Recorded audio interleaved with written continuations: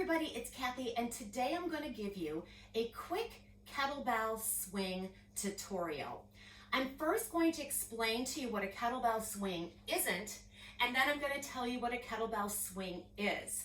All right, if you're new to kettlebells, or if you've been swinging for quite some time, or you've taken a break from swings, this is a good way to kind of review all the things about a kettlebell swing. In my opinion, a kettlebell swing is one of the most powerful exercises that is going to work your posterior chain. So if you're familiar with a deadlift is a hip hinge movement. Kettlebell swing is a hip hinge movement. So they're both working the posterior chain. The difference between the two is that a deadlift is a controlled maneuver, whereas a kettlebell swing is an explosive power move. All right, they both have similar components to them, but they are two entirely different entities when it comes to the power packing a punch. Okay, so let me first explain what a kettlebell swing isn't. All right, a kettlebell swing isn't a squat. All right, so when we think of a swing, we're thinking of our hips giving a nice pendulum movement back and forth. Notice how my knees are kind of staying constant with a slight bend. I'm not going down and up. So this would be a squat. So we're going to be using the quads as our quad primary mover. Our booty's going to go back, and we're going to sit back into the weight into our heels. All right, but with, so that's what it isn't. It's not a squat. All right, what else it isn't an arm move. All right, so we're not lifting our arms or working our shoulders. Our arms are coming along for the ride. They are a lever to get that kettlebell up. They're not the primary mover. So the primary mover is your back of your legs, your posterior chain, your hip, the power in the hip hinge that you do. So those are two of the most important things that a kettlebell swing isn't: a squat and a lift. Now what a kettlebell swing is, like I said before, it's a hip hinge, hip dominant posterior chain move. So what in essence you're going to be doing is using the backs of your legs, your hamstrings, your glutes, your powerhouse muscle groups to propel that kettlebell forward. So in essence, arms are going to be around for the ride. You're going to be holding onto your weight. You're going to hinge the weight back above your knees. You don't want to go below your knees, because once you go below your knees, you're going to engage the knees and you're going to engage the quads a little more than you need to.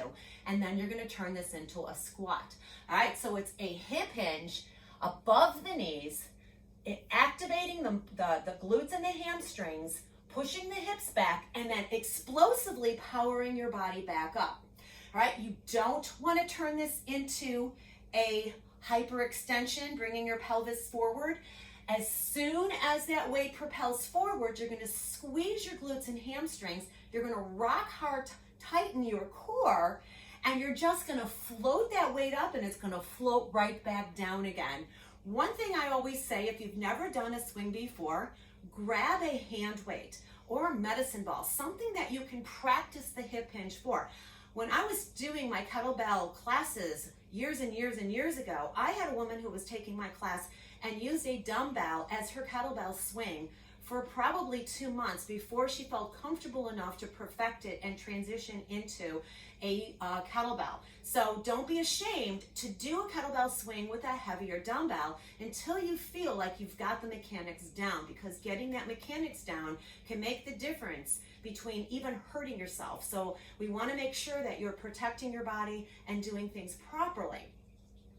So let's just grab a dumbbell here for just to kind of give you a heads up of what it would look like if you're starting out and using a dumbbell. You're going to activate those shoulders. You're going to hinge forward. You're going to bring the weight down. So you're kind of coming into a hiked position, like you're going to hike a football. Relax your shoulders, engage your abs, feel the engagement in the back of your legs. We're going to bring that weight back above the knees, behind our booty, and then propel it forward, back. So you're going to breathe as you bring it in. Weight is heavily into your heels. Your gaze should be forward. I should be able to see a logo on your shirt. All right, so we're not going down and up, so your head should not be following that weight. All right, so it's just a hinge. The more power you put in the back of your legs is going to determine where that weight transitions in your explosion. All right, so now we're just going to go through it with a kettlebell. I'm going to give you a front view, I'm going to give you a side view, and then you are going to do it on your own. All right, so front view, holding on. So the handles are called horns. You're going to hike those hips back, engage the backs of your legs, engage your core, relax your shoulders. Reach for that kettlebell, getting ready, weight in your heels, explode through the legs. Here we go, under. Remember, above your knees. I should be able to see your logo. Remember, it does not matter where that kettlebell lands. It could be here. It could be here. It could be here. But if I have to bring it there, I have to use it as a lift. All right, slight bend in those knees, slight bend in those elbows, using that powerful breath. Excellent. All right, I'm going to give you a quick side view and send you on your swinging way. All right, relax those shoulders, engage those abs, hips go back, arms are forward, 3, 2, 1. Here we go. If you notice, that kettlebell is almost hitting my booty, hinging, propelling through those glutes and hamstrings, tightening my butt, adding a nice powerful breath. The weight should be weightless. And done. So I have a 35-pound kettlebell there that seems light when I'm swinging it. Feels heavy when I pick it up, but it feels light when I'm swinging it because the power in my legs is propelling that kettlebell forward and you're making it feel like that kettlebell is weightless. All right, so good job. I hope you learned something today. I hope that you can use this information either to perfect your kettlebell swings or just get started on doing them. All right, hope you have a swinging good day and I will see you soon. Take care.